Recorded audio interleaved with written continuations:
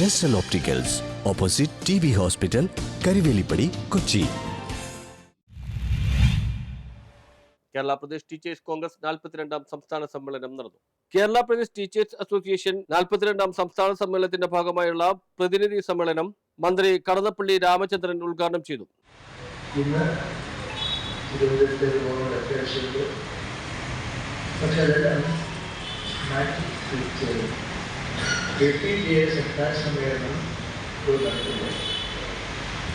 അവിടെ പങ്കെടുക്കേണ്ടതിന്റെ ചുമതലയും ലക്ഷ്യമാണ് എന്നതാണ്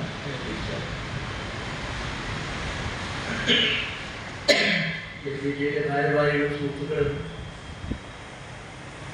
പ്രാർത്ഥന കഴിയുമെന്ന് എനിക്കറിയാം. ഇവിടുത്തെ അച്ഛനോ സുഹൃത്തുക്കൾ പറഞ്ഞത് സംസ്ഥാന പ്രസിഡന്റ് PM രാജീവ് അധ്യക്ഷത വഹിച്ചു.